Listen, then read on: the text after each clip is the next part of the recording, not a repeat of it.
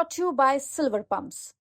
Top quality और consistent performance के लिए सिर्फ सिल्वर पंप्स नाम याद रखना। बताइए कि बिहार में का पलायन तो मुद्दा था ही, अब उसमें एक चीज आज ऐड हो गया।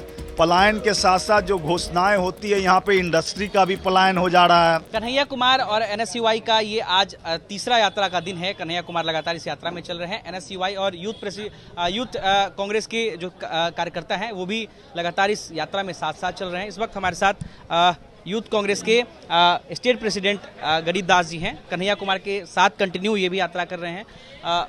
3 दिनों से कांग्रेस की ये यात्रा चल रही है। कांग्रेस की इस यात्रा को लेकर के विपक्षी पार्टियों की तरफ से कई सारे सवाल भी खड़े किए जाते हैं। चुनावी मेंढक भी आप लोगों को बताया जाता है। क्या कहेंगे इस यात्रा से पिछले 3 दिनों में आप लोगों को अब तक क्या क्या हासिल हुआ? बिल्कुल, देखिए, ये यात्रा हम लोग पार्टी के लिए कुछ हासिल करने के लिए नहीं कर रहे हैं। हम यह यात्रा इसलिए कर रहे हैं कि आप देखेंगे कि हमारे पास हमारा मुद्दा है, हमारे पास हम मुद्दे की राजनीति करते हैं और इस यात्रा का पहला मुद्दा है कि पलायन को किस ढंग से रोका जाए। अभी अभी होली का त्यौहार था, 5 दिन 6 दिन के बाद हमारा ईद का त्यौहार आएगा, तो निश्चित तौर पे आप देखेंगे कि जो इस त्यौहार में जिस ढंग से बड़े पैमाने पे बिहार के लोग बाहर रहते हैं, चाहे वो मजदूर तबके के लोग हैं, चाहे वो इंजीनियर हैं, डॉक्टर हैं, और ख़ास करके वैसे युवा जो 50,000 रुपया, 60,000 रुपया, 1,20,000 का सालाना नौकरी कर रहे हैं, तो निश्चित तौर पे बिहार का एक बहुत ही बड़ा मुद्दा है पलायन। इस पलायन को कैसे रोका जाए, और ये सरकार जो डबल इंजन की सरकार है, इस पलायन को रोकने पे क्यों विफल है, तो निश्चित तौर पे उनकी विफलताओं को हम लोग जगाने के लिए इस यात्रा को कर रहे हैं।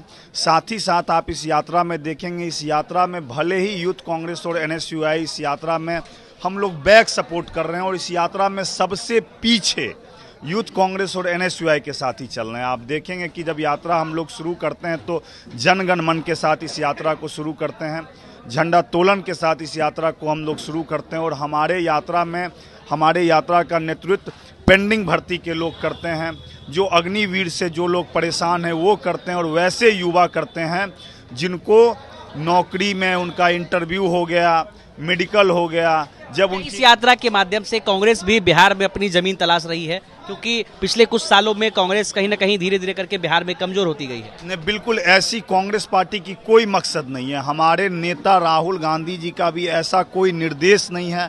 आप याद कीजिए, इस देश में भारत जोड़ो यात्रा चल रहा था, तो निश्चित तौर पे उस समय भी कोई चुनावी यात्रा उनकी नहीं थी, क्योंकि वो यात्रा भी लोकसभा चुनाव में हुआ था और ये यात्रा विधानसभा के चुनावी साल में हो रहा है। इसको चुनाव से जोड़कर देखा जा रहा है। बिल्कुल, चुनाव से जोड़कर इसलिए नहीं देखा जाना चाहिए क्योंकि आप सभी जानते हैं कि ये भारत लोकतांत्रिक देश है और चुनाव आता जाता रहता है। आप बताइए कि ऐसा कौन सा साल है कि चुनाव नहीं होता है?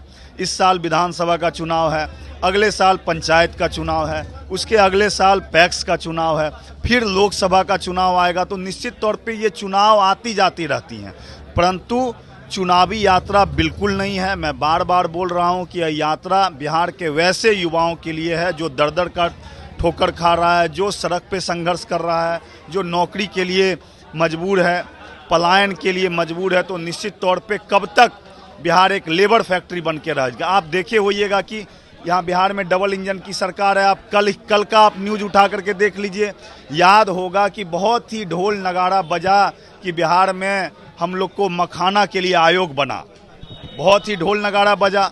और अब आज का अखबार उठा करके देख लीजिए कि बिहार में मक्का अनुसंधान का केंद्र था, बेगूसराय में खुलने वाला था, उसे उठा करके कल कर्नाटक भेज दिया गया। तो ये वैसी सरकार है कि आप बताइए कि बिहार में का पलायन तो मुद्दा था ही, अब उसमें एक चीज़ आज ऐड हो गया। पलायन के साथ साथ जो घोषणाएं होती है, यहाँ पे इंडस्ट्री का भी पलायन हो जा रहा है, इंस्टीट्यूशन का भी पलायन हो जा रहा है। तो ये जीता जाता है एग्जाम्पल है। आप कल का देख लीजिए न्यूज उठा करके। गिरिराज सिंह उसी क्षेत्र से आते हैं, केंद्र में मंत्री भी हैं। जी बिल्कुल, गिरिराज सिंह उसी क्षेत्र से आते हैं, कन्हैया कुमार उसी क्षेत्र से आते हैं, गरीब दास उसी क्षेत्र से आता है। तो निश्चित तौर पे आप देख लीजिए कि ऐसी क्या मजबूरी है सरकार की कि जो यहाँ पे जो बिहार मक्का के उद्योग में सबसे बड़ा, यहाँ पे हम लोग ज़्यादा से ज़्यादा हम लोग मक्का के उत्पादन क्षेत्र में हम लोग शीर्ष पे हैं। उसके बाद बताइए ये क्या है? तो एक है आप मखान दिए और मक्का ले गए, फिर कल को मखान भी नहीं रहेगा, आप फिर दूसरा जुमला दीजिएगा और मखान को भी लेकर के चल जाइएगा, तो निश्चित तौर पे हम लोग मुद्दे आधारित राजनीति करते हैं। कांग्रेस पार्टी मुद्दे आधारित राजनीति करती है। निश्चित तौर पे हम लोग किसी से डरने वाले नहीं हैं, किसी के से झुकने वाले नहीं हैं, मुद्दे की राजनीति करते हैं। और एकमात्र हमारा उद्देश्य और इस यात्रा का उद्देश्य है कि आप बिहार से पलायन को रोको।